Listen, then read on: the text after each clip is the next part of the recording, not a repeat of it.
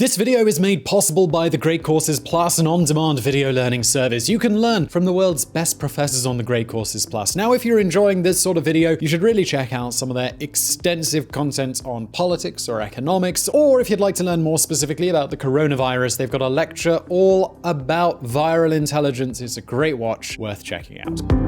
Basically, the Great Courses Plus is like a university education, but it's at your own pace. There are no tests, no schedules, and it's incredibly easy to access. PC, tablet, phone, however you like. They've also got audio streaming, which is super convenient, so you can listen and learn on the move, and there are thousands of lectures to choose from. So yes, it's great stuff, and you can try it for free. Get a free trial at thegreatcoursesplus.com/visualpolitik, or click the link in the description below. Doing that helps support this show, and let's get into it.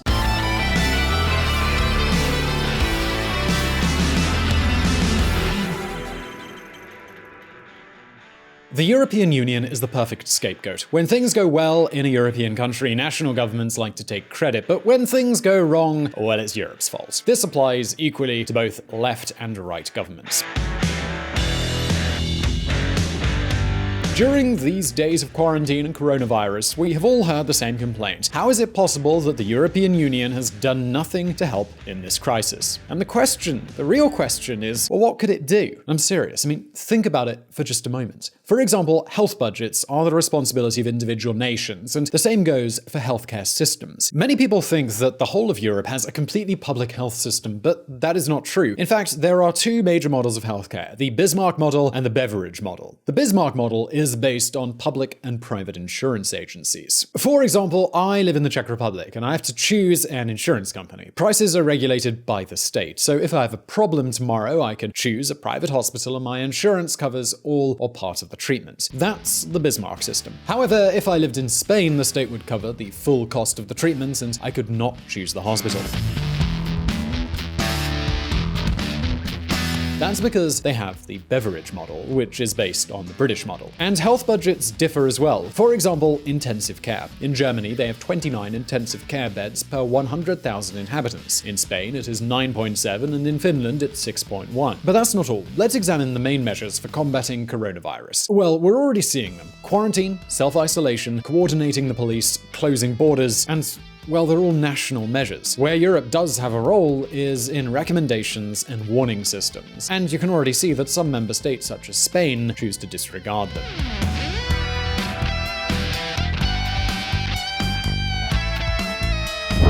March 8th marches were held against the European Union's criteria. However, there is one way that the European Union can help, and that's the economy. And this is certainly no small matter. No one knows what the world will be like after the coronavirus crisis, but one thing is very clear. We are going to suffer a recession of immense proportions. We have paralyzed all our productive machinery for several weeks. Many companies that were already stretched are going to have to shut up shop, and that means thousands of unemployed workers. I'm sorry to tell you, but we've got a very bad year ahead of us. Not only in Spain or in Europe, but basically the whole world. Coronavirus. Record number of Americans file for unemployment. As you can imagine, governments are going to have to draw up aid plans, credit facilities for companies, tax exemptions, or subsidies paid directly to citizens. Some countries, such as the Czech Republic, have already announced that for a few months the self-employed will not have to make social security payments. In conclusion, the final bill for the coronavirus crisis is going to be very steep. So how exactly is it going to be paid? Well, very simply, by generating debt. Governments around the world will have to release lots of debt bonds into the market. And here in Europe, they've already dusted off an old idea, Eurobonds. The idea of Eurobonds is this. Instead of each country taking out its own debt bonds, Europe draws a bond that encompasses all members. Europe and Italy are looking forward to something like this. However, not all countries agree on this strategy, so listen up.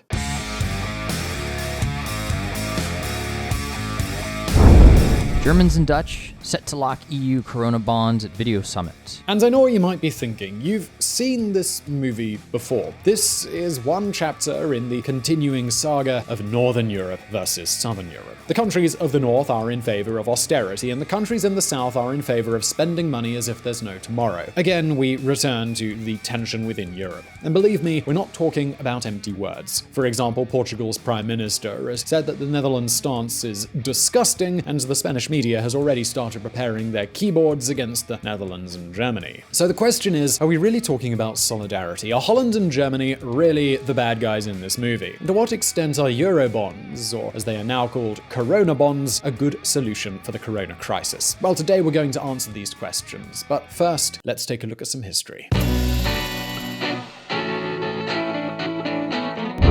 New challenges, old formulas.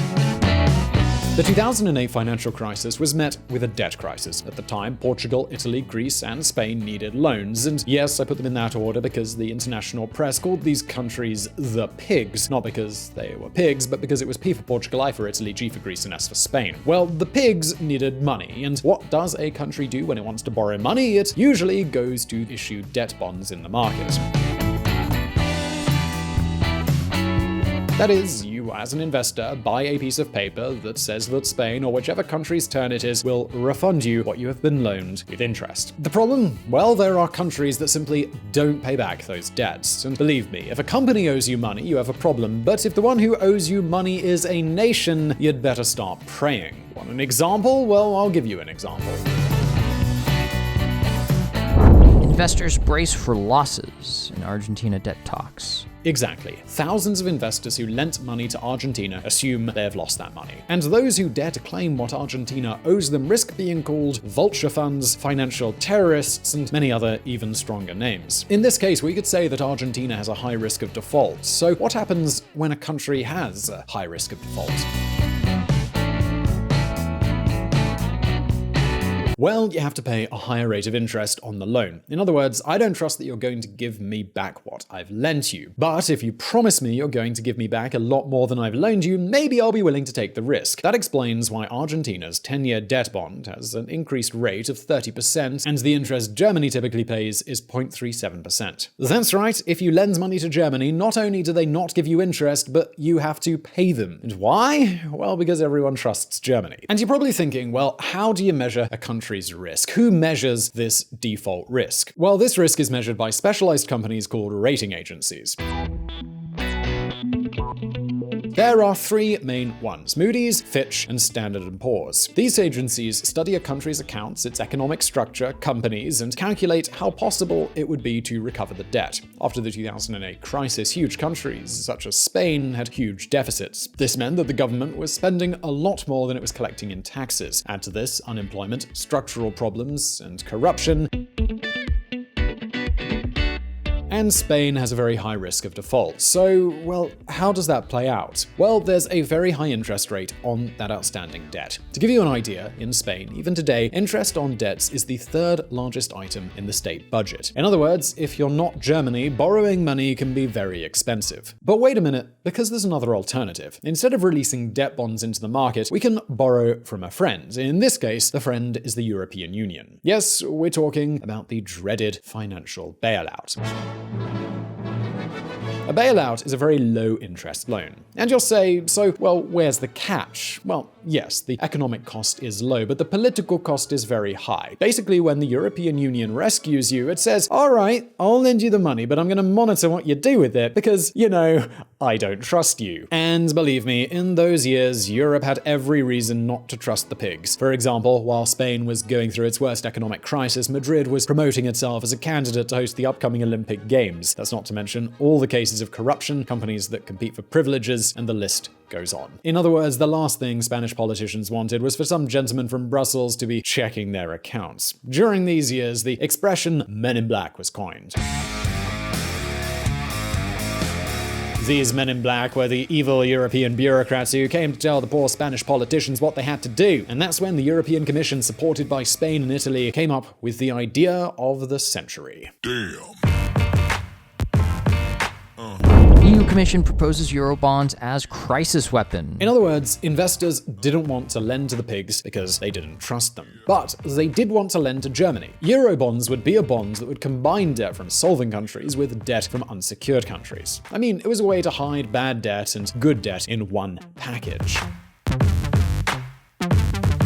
Think about it for a moment. If you're an insolvent country, Eurobonds are the best of both worlds. You barely pay any interest, and they have little political cost. It's all good. The problem? Well, the problem is that Eurobonds are the same mechanism that led to the 2008 crisis. That is, the idea of hiding good debt with bad debt in the same package is the same tactic used by banks in the 2000s. It is the same thing that created the crisis, but that's not all. Imagine an investor buying a Eurobond. It turns out that many European countries do not want to repay that debt, so who exactly ends up paying for everyone? Well, that would be the most solvent countries. That's why, when Brussels proposed this Eurobond solution, Germany, the Netherlands, and Finland said, well, of course they did. Eurobonds, he said. Pull the other one. However, the situation has now changed. We're in the middle of the coronavirus crisis, and the ghost of Eurobonds rings out again in Brussels. So what's changed now? Well, let's take a look.